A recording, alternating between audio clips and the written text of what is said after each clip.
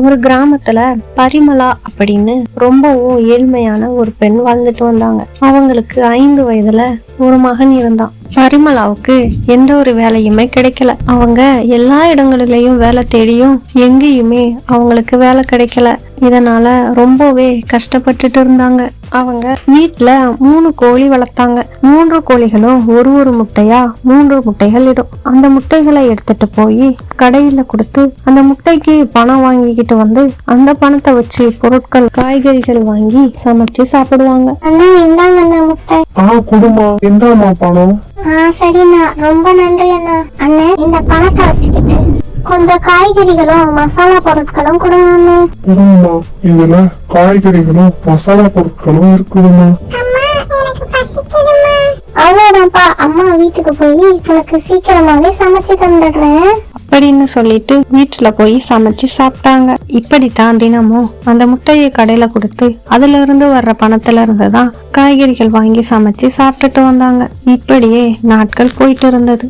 ஒரு நாள் இரவு ரொம்ப அதிகமான மழை பெஞ்சது.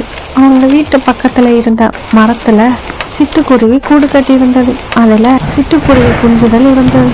அன்னைக்கு இரவு பெய்த புயல் மழையால அந்த சிட்டுக்குருவி கூடு கீழே விழுந்துருச்சு. இத காலையில பரிமளாவோட மகன் பார்த்தான். சீக்கிரமா போய் முட்டைகளை கடையில கொடுத்துட்டு பணம் வாங்கி காய்கறிகள் வாங்கிட்டு வரணும். அப்பதான் நம்ம சமைக்க முடியும். இன்னும் கொஞ்ச நேரத்திலேயே மகன் வந்து பசிக்குதுன்னு சொல்லுவான். அதுக்கு முன்னாடியே நம்ம கடையில போய் காய்கறிகள் வாங்கிட்டு வந்து சமைச்சிடலாம் அப்படின்னு சொல்லி யோசிச்சுக்கிட்டு முட்டைகளை எடுக்கிறதுக்காக போனான். அங்க கோழியும் இல்ல, முட்டைகளும் இல்ல.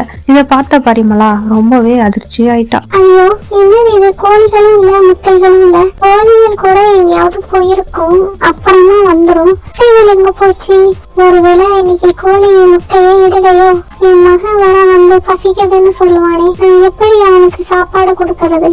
நான் இந்த முட்டைகளை கொடுத்துதானே பணம் வாங்கணும். எங்க போச்சு? முட்டைகளை காணுமே அப்படின்னு சொல்லி ரொம்பவே கவலையோட திரும்பி பார்த்தா. இந்த பக்கம் பார்க்கும் பொழுது பரிமளாவுடைய 5 வயது மகன் நின்னுட்டு இருந்தான். அவன் பக்கத்துல 2 முட்டை தோடுகள் கடந்தது. கையில ஒரு முட்டையோட நின்னுட்டு இருந்தான். இத பார்த்த பரிமளாவுக்கு ரொம்பவே கோபம் வந்தது. ஏன்டா முட்டைய உடைச்ச?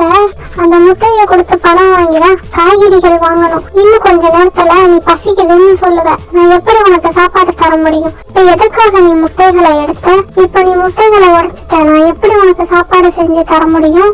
அப்படின்னு ரொம்ப கோபமா அவன் மகன் கிட்ட கேட்டா பரிமளா. இத கேட்ட அந்த குட்டி பையன் அழுதுகிட்டே அவங்க அம்மா கிட்ட கீழே விழுந்து கிடந்த அந்த சிட்டுக்குருவி குஞ்சுகளுக்கு நேரா கைய நீட்டி,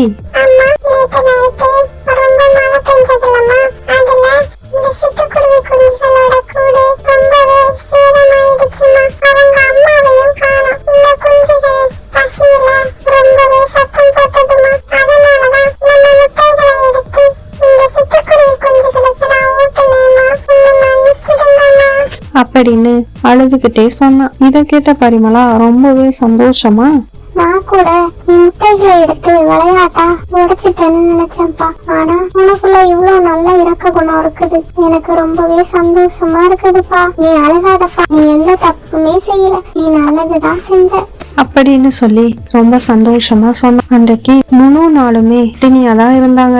ஆனாலும் அவ மகன் செய்த காரியத்தினால அவ ரொம்பவே திருப்தியா சந்தோஷமா இருந்தா. இந்த வீடியோ உங்களுக்கு பிடிச்சிருந்துச்சு அப்படின்னா லைக் பண்ணுங்க, ஷேர் பண்ணுங்க, கமெண்ட் பண்ணுங்க. இது மாதிரியான வீடியோக்களுக்கு நம்ம சேனலை சப்ஸ்கிரைப் பண்ணி பெல் ஐகானை கிளிக் பண்ணி ஆளுங்கிறத கொடுங்க. அப்பதான் நம்ம போடுற வீடியோஸ் எல்லாமே உங்களுக்கு உடனே நோட்டிபிகேஷன்ல வரும். நெக்ஸ்ட் வீடியோல பார்க்கலாம். தேங்க்யூ, பாய்.